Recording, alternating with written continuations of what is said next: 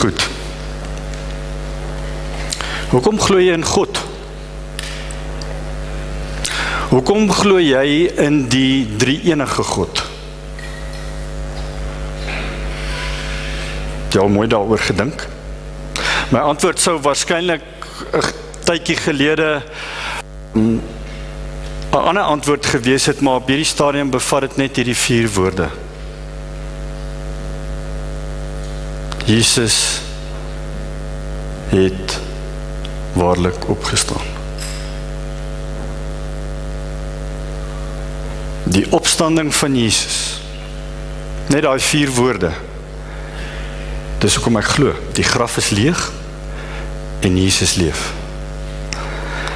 Daar's teoloë wat die liggaamlike opstanding van Jesus ontken en wat sy opstanding vergeestelik. Hulle sê, al het hy nie fisies opgestaan nie, leef hy in ons harte.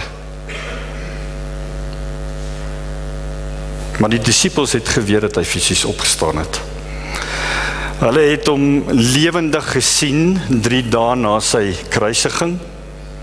Hulle het aan hom geraak, hulle het hom gehoor. Hulle het gesien hoe hy die gebraaide vis en die heuningkoek eet wat hulle vir hom aangebied het. Iets het gebeur wat die skielike uitbreiding van die koninkryk, eintlik die ontploffing van die Christendom, van die vroeë Christendom laat gebeur het. En ek kan my net nie indink dat dit net een of ander geestelike of simboliese opstanding van Jesus was in die harte van die disippels nie. Dit moes iets gegrond gewees het op feite en geskiedenis. Sommige mense verwys na die dooie en opgestane gode in ander mites en legendes, en dan reken hulle, die Christendom het die opstanding van hulle afgeleen. Maar as ons na die navorsing kyk, dan sien ons, dis eintlik die omgekeerde. Hulle het die opstanding van die Christendom geleen. In die woorde van C.S. Lewis,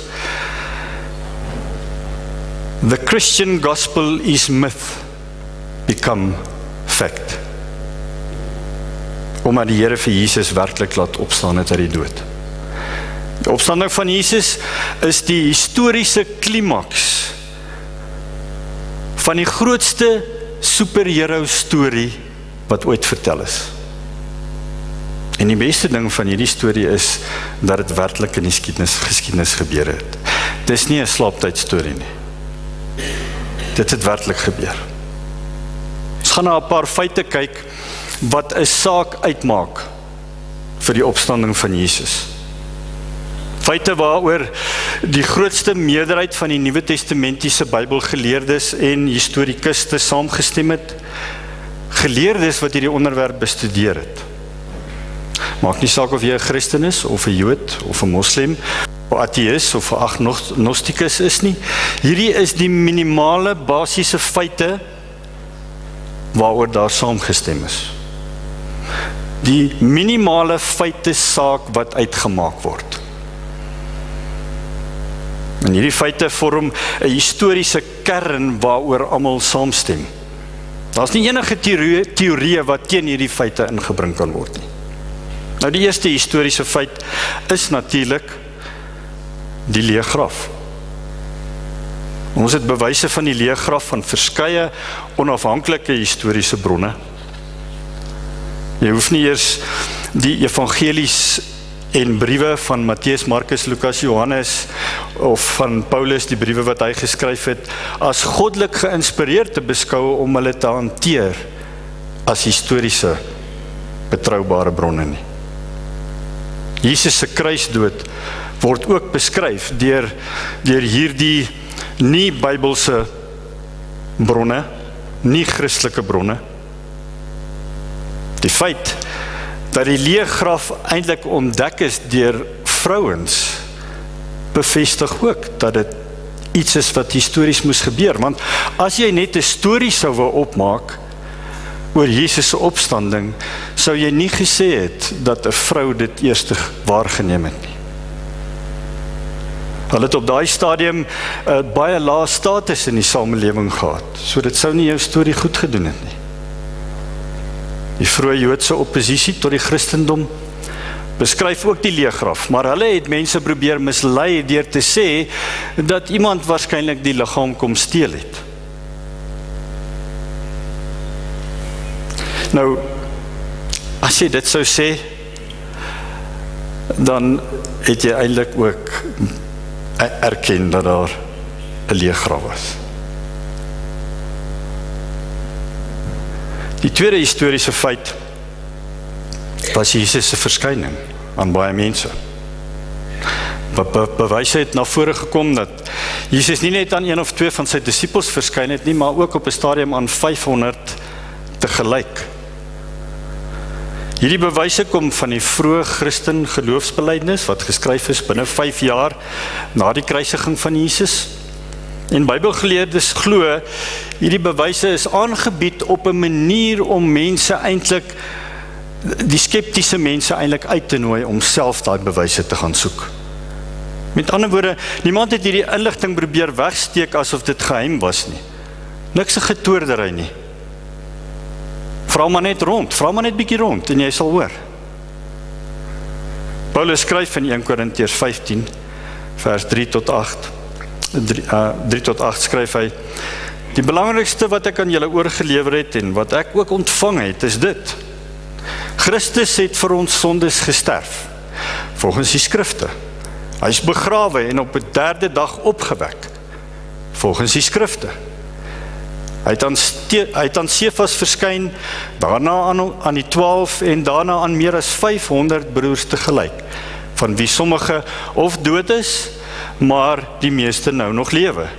Dis nou Paulus wat hier skryf, né? Daarna het hy aan Jakobus verskyn en toe aan al die apostels. Heel laaste het hy aan my, die ontydig geborene, verskyn. En hierdie verskynings het plaasgevind aan gelowiges en aan ongelowiges. Die derde historiese feit was die opregte en ernstige geloof van die apostels dat die Here werklik uit die dood opgestaan het.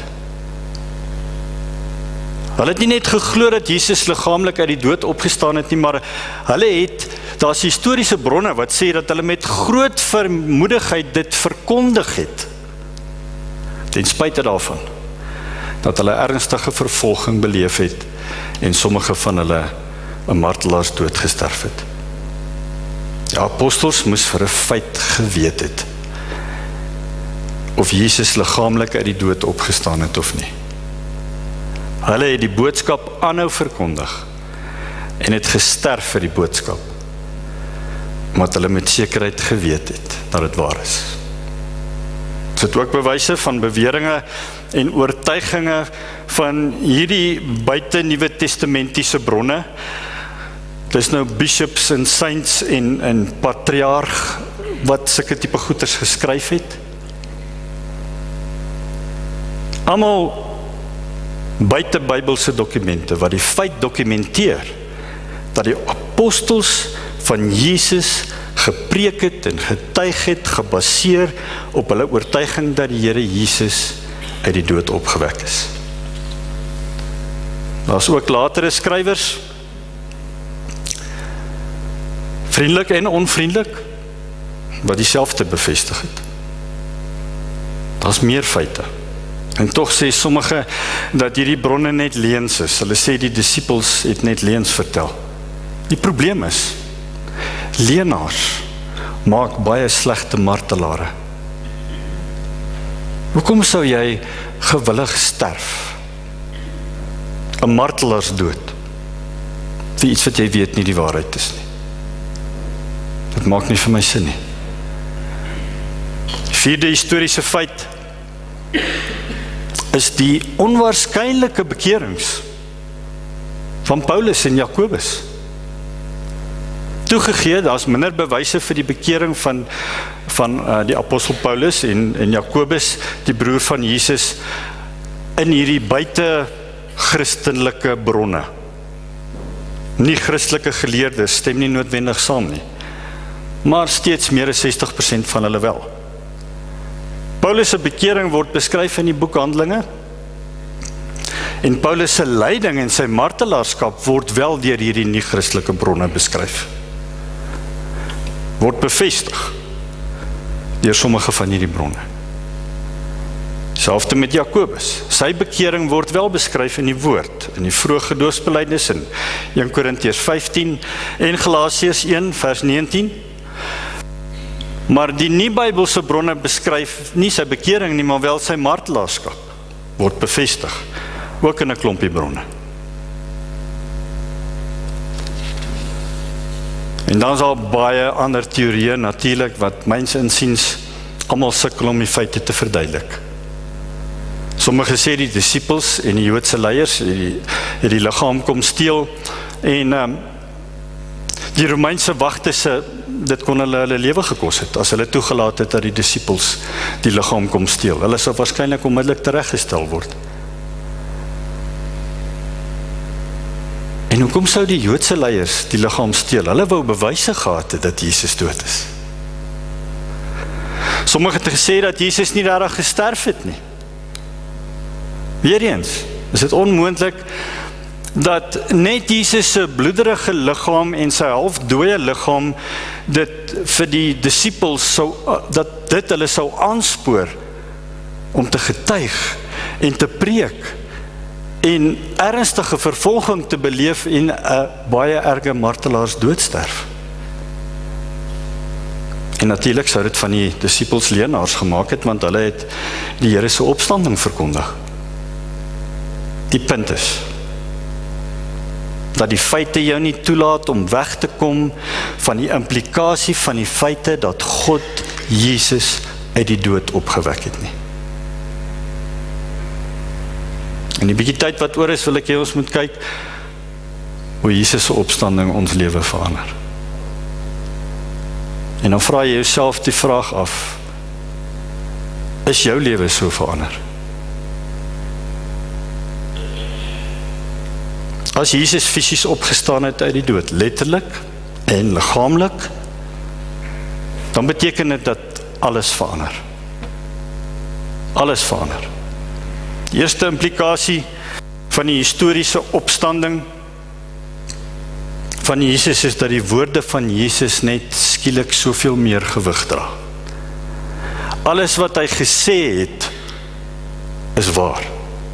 Dit beteken dat dit het hy oor die eeue heen, of oor daai 33 jaar deur gesê het, is alles waar, as jy dalk nog getwyfel het daaraan. As God Jesus uit die dood opgewek het, dan is waarskynlik alles wat hy van homself en van die Vader gesê het, absoluut waar. Alles in die Ou Testament was so vaag, en skielik was alles baie duidelik, in die lig van die opstanding, soos die offerstelsel. Hoe kon die bloed van bulle en bokke sonde wegneem? Dit het nie. En dit was nooit bedoel om so te wees nie. Maar net om heen te wys na Jesus wat sou kom en ons sonde wegneem en die dood oorwin aan die kruis en sy opstanding het dit waar gemaak. Soos die boodskap van die profete ook vaag. Eerste helfte gaan oor 'n baie sterk koninklike Messias, en dan gaan die tweede helfte van die profete oor 'n baie lydende en simpatieke en sagte Jesus, Messias. Diensbaar. Hoe kan die Messias beide wees? Dit wys maar net na die feit dat Jesus eers moes ly vir ons sondes, terwille van ons sonde, en daarna het hy triomfantlik geheers oor hierdie sonde. En oor die dood, deur sy opstanding uit die dood. Dan is daar die nuwe verbond, wat beskryf is in Jeremia en Esegiel, ook maar vaag gewees. In die nuwe verbond het ons direkte toegang tot God, in die afwesigheid van 'n hoëpriester en die tempel systeem, En is net moontlik deur die opgestane Jesus. Hy is nou ons groot hoëpriester. En hy tree vir ons in by die Vader, want hy lewe en hy is in die hemel om dit te kan doen. En dan is daar ook 'n vaagheid gewees oor God se seënbelofte aan Abraham. God het nie net hierdie belofte gemaak aan Adam dat hy sy groot nageslag sal seën nie. Hy het ook hy het vir hom gesê dat deur hom al die nasies geseën sal word. Baie vaag gewees vir die mense om te verstaan. Maar deur die dood van Jesus aan die kruis en sy opstanding uit die graf, gebeur dit nou. Dit gebeur nou. Die Here is besig om sy kerk te bou uit elke stam, elke taal en elke nasie. Hy het gesê, ek sal my kerk bou, en hy doen dit. Ons kan nie die dood van Jesus verstaan as ons nie sy opstanding verstaan en sy opstanding glo nie. Het was nie die dood van Jesus wat sy disippels se lewe verander het nie. Dit was nie die geboorte van Jesus wat sy disippels se lewe verander het nie. Dit was nie die wonderwerke wat hy gedoen het wat sy disippels se lewe verander het nie. Dit was sy opstanding. Die tweede implikasie van Jesus se opstanding was dat sy dood saak maak. Nou, ek gaan net vir 'n oomblik hierby stil staan. Sy dood het ewe skielik betekenis gehad na Jesus se opstanding. As Jesus nie opgestaan het uit die dood nie, was sy dood net 'n baie edele voorbeeld van hoe om te ly.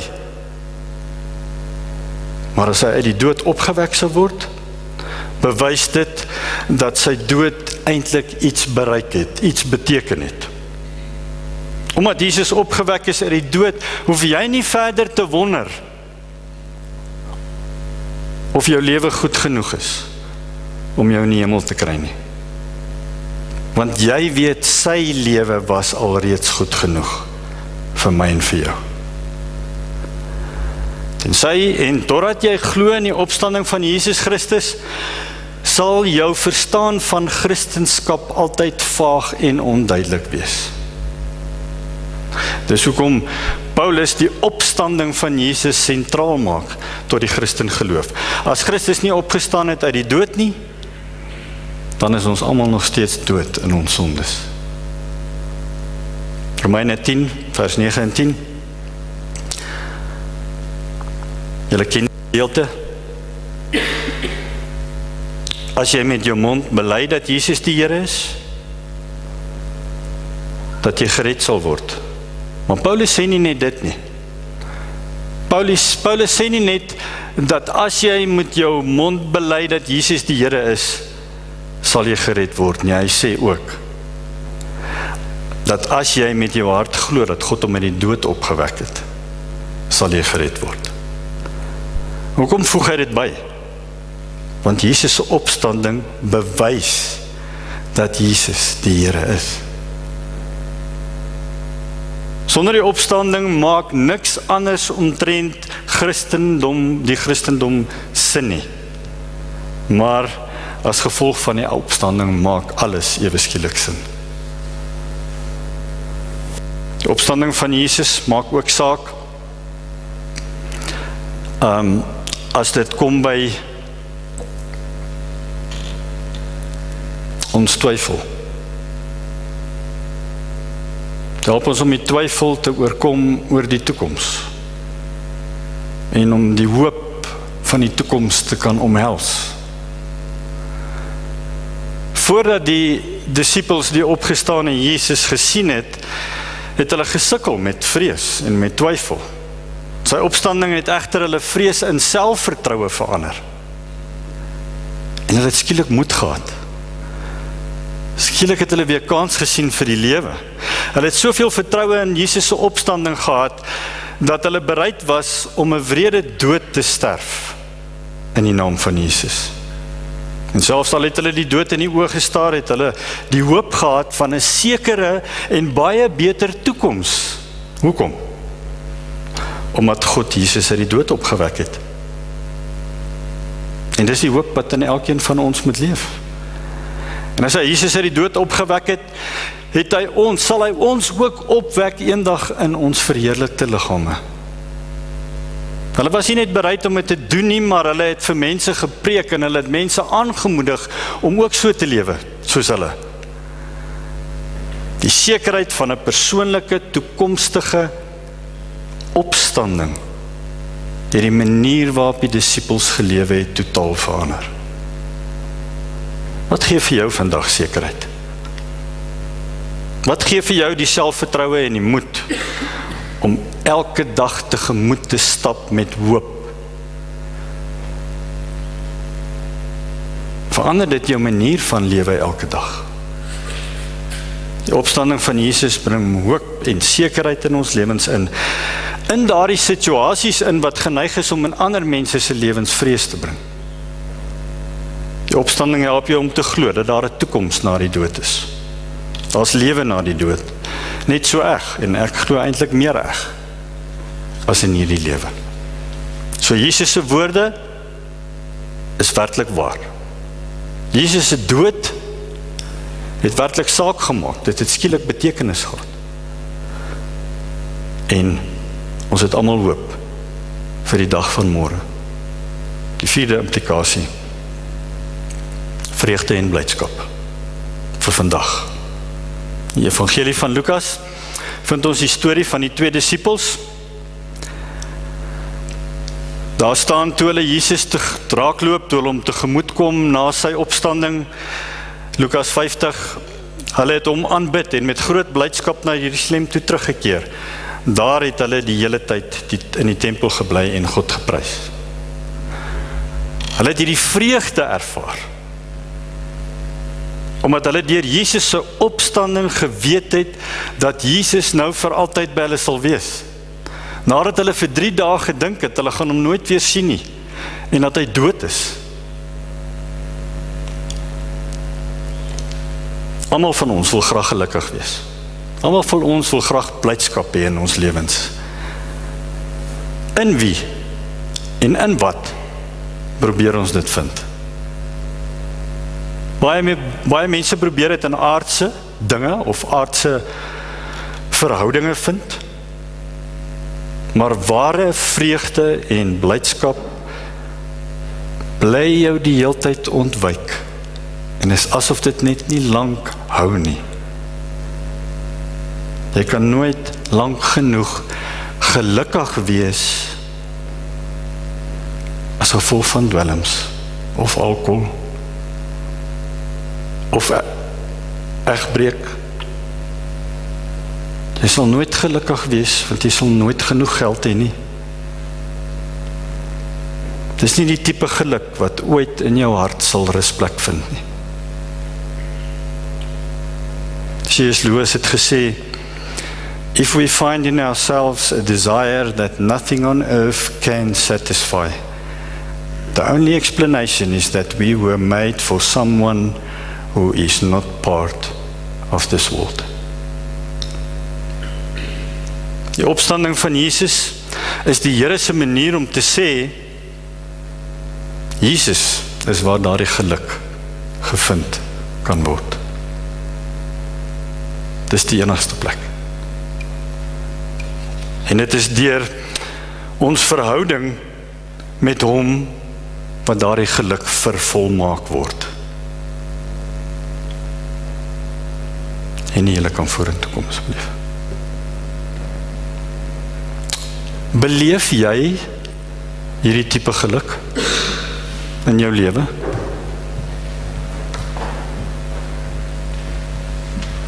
Indien nie, kan jy dit vind deur jou geloof in Jesus Christus as jou Here en deur te glo dat hy opgestaan het uit die dood. Indien jy wel glo, leef jy asof hy opgestaan het uit die dood. Miskien het ons almal nodig om vandag net so 'n bietjie ons omstandighede te herëvalueer, hoe goed of hoe sleg dit ook al is, deur die lens van die feit dat God Jesus uit die dood opgewek het. Want dit behoort ons almal se lewens te verander. Amen.